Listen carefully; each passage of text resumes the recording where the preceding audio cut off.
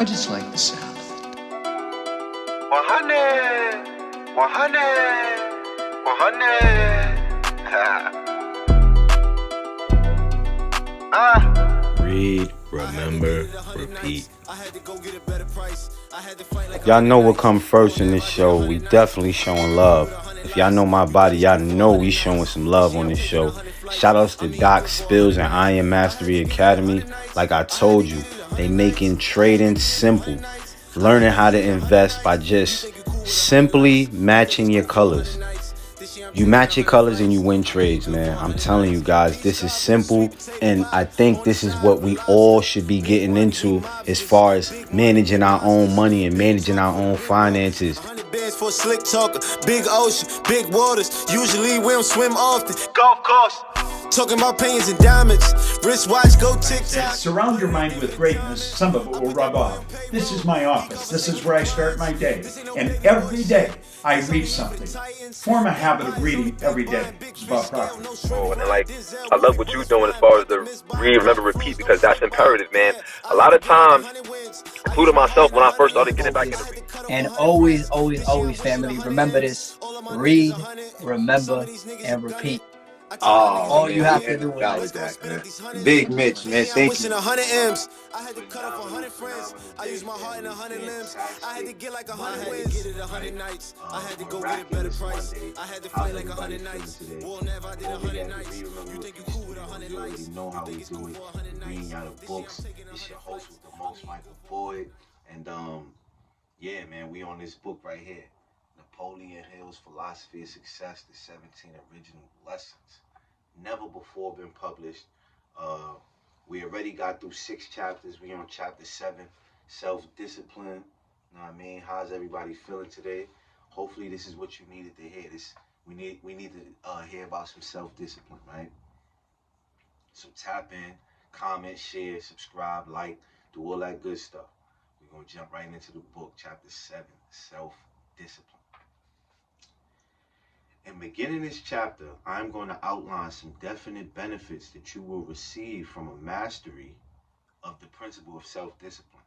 If you will follow the instructions for using this principle, your imagination will become much more alert. Your enthusiasm will become keener. Your initiative will become more active. Your self-reliance will be greater. The scope of your vision will be widened, and your problems will melt away as snowflakes in the noonday sun. You will look at the world through different eyes. Your personality will become more magnetic, and you will find people seeing you who had previously ignored or overlooked you. Your hopes and your ambitions will be stronger, and your faith will be more powerful.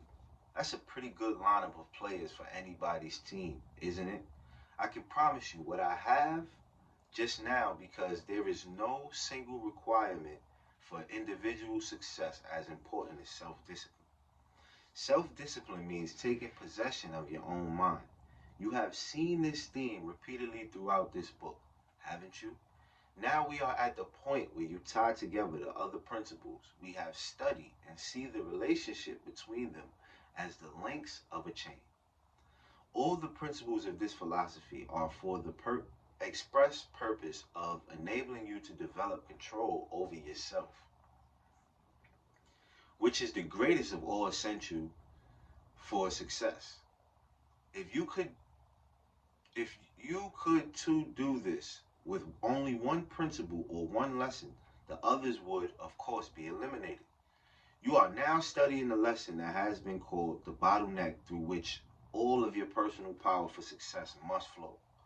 The word bottleneck, as used here, indicates a controlled passageway that funnels all the rivulets of power that you have been mixing and blending them into a smooth flowing river of great capacity. Your mind is the think tank. That's right, a think tank. A vat or reservoir in which you have been creating and accumulating potential power. Now you're going to learn how to release that power in the precise quantities and in the specific directions that will best accomplish your purposes. Through self-discipline, the power made available by which of the other principles of the philosophy becomes condensed and ready for practical application to your daily affairs. To use a rough analogy, you have been building an automobile to take you from where you are now to where you want to go. You have selected a definite major purpose based upon a compelling motive, which is your steering gear. You have adopted the master strategy of going the extra mile, which assures you of the cooperation of other people as a sort of transmission. You have actively and harmoniously associated yourself with certain other people through the mastermind alliance, which gives you a kind of chassis. You have learned how to receive the power of infinite intelligence and focused it upon your object by means of applied faith, which gives you a source of fuel, energy, or gasoline. You have the spark of a burning desire. Now you are learning how to coordinate all of these units into a smoothly functioning automobile with an engine of unlimited horsepower. Self-discipline begins with the mastery of thought. If you do not control your thoughts, you cannot control your deeds. Therefore, in its simplest form, self-discipline causes you to think first and act afterwards. Nearly everyone does exactly the reverse of this. Most people act first and think later, if and when they think at all. Self-discipline gives you complete control over the 14 major emotions, 7 of which are positive, 7 of which are negative. The 7 positive emotions are love, sex, hope, faith, enthusiasm, romance, and desire. The 7 negative emotions are fear, jealousy, hatred, revenge, greed, anger, and superstition. Now you can appreciate the value of eliminating or transmuting the 7 negative emotions and exercising the 7 positive emotions in the manner you desire. Most people allow emotion to rule their lives. Indeed, it largely rules the world. But all of these emotions are states of mind and are therefore subject to your control and your direction. You can see instantly how dangerous the 7 negative emotions can be if they are not mastered.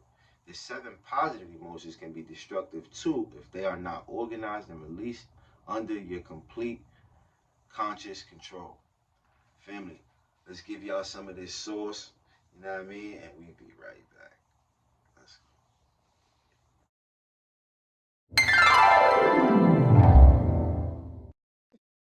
It's cool to be smart. Like it's really cool to be smart because at the end of the day, you know, we grew up in the ghetto. Everybody was laughing at the dude whose sneaks was messed up, walking to school, holes in his pants, didn't have it all. But right now... But look at me now. Right now, it's revenge of the nerds. Look at me now, though. It's revenge of the nerds. I was that kid. Look you at see me what I'm now. saying? The nerds run everything. Everybody that we thought, everything that people think, the nerds wasn't cool, but they run technology. They run Facebook. They run Tesla. Everything that we worship and we subscribe to, they run that. Right. So it's like, you got to tell these young kids in the inner city, like, yo, man, that cool and that lit shit, that shit is momentary. You better focus on being smart. That shit is temporary. Thinkers run this shit out here. Straight up. And if you could think, you know what I mean, you're going to run the game out. And we are back, family. Chapter 7. We're a little bit into it. Let's go. A driving motive is the real starting point of all achievement. Everything that a man does centers around the major positive motive behind his definite major purpose in life. This motive must be so strong that it forces you to subordinate all of your thoughts and efforts to the attainment of that purpose. Many people become confused between a real motive and a mere wish. Wishing will not bring success. If it did, everyone would be a howling success. Because all people, of course, have wishes. They wish for everything. On Earth and even on the moon. But their wishes and their daydreams are as nothing until they are fanned into a white-hot flame of desire based upon a definite compelling motive. This must become the dominating influence of one's mind. It must assume obsessional proportions which will induce action. Self-discipline is a matter of adopting constructive habits. Excuse me. Self-discipline is a matter of adopting constructive habits, and self-discipline means the complete mastery of both your thoughts, habits, and your physical habits. I am about to give you one of the most important principles connected with self-discipline. It is so important that if you learn nothing more from this chapter, it will serve you well throughout the remainder of your life and help you to avoid most of the serious situations that face men and women who lack this key of understanding. Self-discipline calls for a balancing of the emotions of your heart with the reasoning faculty of your head. You must learn to consult both your feelings and your reason in reaching decisions concerning great circumstances of your life.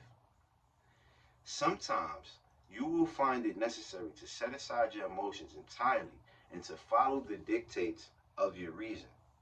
At other times, you will decide in favor of your emotions, modified by the advice of reason. Some men you probably know have so little control over their love, emotions, that they are like so much putty in the hands of a woman. Some students have asked me if it would not be safer and wiser to control your life altogether with the reasoning faculty, leaving the emotions out of decisions and plans. I must say no to this question. It would be very unwise if it were possible at all, because the emotions provide the driving power, the action force that enables a man to put the decisions of the head into operation. The emotions are the well springs of man's greatest power. If you destroy hope and faith, what would there be to live for? If you killed off enthusiasm or loyalty or the desire for achievement, you would have nothing left but reason. But what good would it be? The head would be there to direct, but it would not have anything to direct. So far, I have mentioned only the positive emotions, but the negative emotions can likewise be controlled and transmuted into a constructive driving force. Self-discipline can remove the stingers from these emotions and make them serve a useful purpose. As you know, sometimes fear and anger will inspire intense action. But all actions arising from the negative emotional impulses should have the modifying influence of the head so that they will be guided aright. I want to explain another important idea concerning this balance between the head and the heart. This regards the willpower or the ego. I shall discuss this later in this chapter, but right after I want to point out that the willpower should be the final judge of any particular situation or circumstances and have the final say-so as to whether the reason or the emotion should be permitted to exert greater influence. Self-discipline should include an arrangement by which the ego or the willpower may throw its weight on the side of either the emotions or the reasoning faculties and may amplify the intensity with which either of these is expressed. You see, both the head and the heart need a master, and they may find such a master in the willpower. The ego, acting through the will, sits as a presiding judge, but only for the person who has deliberately trained his ego for the job through self-discipline. In the absence of such self-discipline, the ego minds its own business and lets the head and the heart fight out their own battles as they please. In this case, the individual often gets badly hurt. We need self-discipline to control the emotions, especially in the case of 4 other items on the muscle list: appetite for food and drink, mental attitude, the use of time, and definiteness of purpose.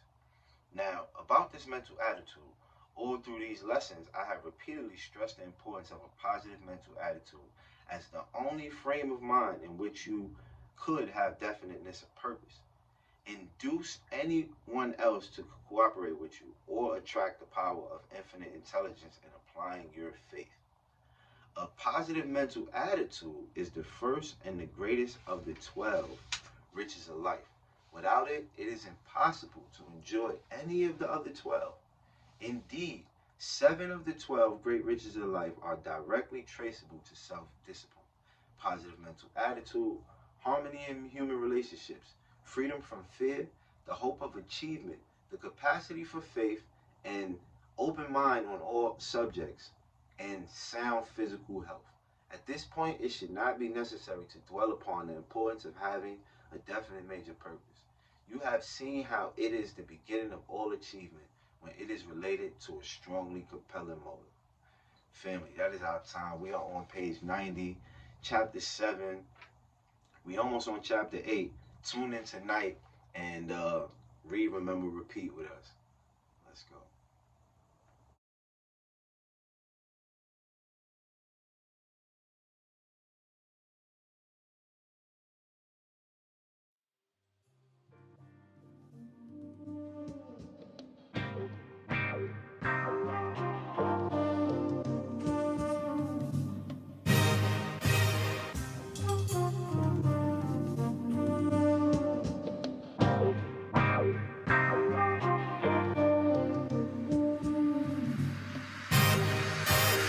It's presidential, the outcome evidential. We strive for higher mental. This time no accidental. We shine because we special. No Kim, Kali, or Kendall. The others, I ain't forget you. Some stories just isn't mental. I'm loving this instrumental, ayy. I write my life down with a pencil, ayy. Never paid attention, but I should've. Never finished blocks, cause shorty just got shot outside of the sandbox. It ain't inspiring. Product of the environment, tired of seeing these niggas dying, mothers and fathers crying. We all hear the iron, did you hear it too? Or maybe this one, it ain't meant for you. I think about now and when I'm finished too. I think about mind, body, and spiritual. Like leaving something going, you still feel it too. And writing these bars, know what I finna do. Put it on the wall and laugh about how we did it too. I'm praying all the good for you. But dog, I don't really know what's good for you. But listen to the end of you and don't believe in difficult. Focus on the visual, I swear we going digital. Bitcoin rising, this shit is visible. If you listen to those raps, this shit is minimal. Unless you out here trying to be a criminal. Most of the shit is taken from us, it ain't additional. No broken bones, but this medicinal loud. I get the feeling that you wishing you could go get it now. Everybody that's around start to look like a crowd. You gotta look inside yourself and start from the ground. Analyze who is there and analyze who is not. I ain't talking about family, I ain't talking about the block. I'm talking about you and everything that you got. The conductor of the train, the only one to make it stop. And the pilot on the plane, the only one to make it hop. That's when I found out it was cream in the crops. I'm on my way to the top, and now I'm getting a lot. Push foreigns off of the lot, dividing them into lots. I look like I hit a lot. We turning up on the yacht, we shining a billion watts. We tying a trillion knots. They trying to boycott, they want what the boy got. Damn. Sweet potato pie on the side of a lobster. Big money, we mobsters. Big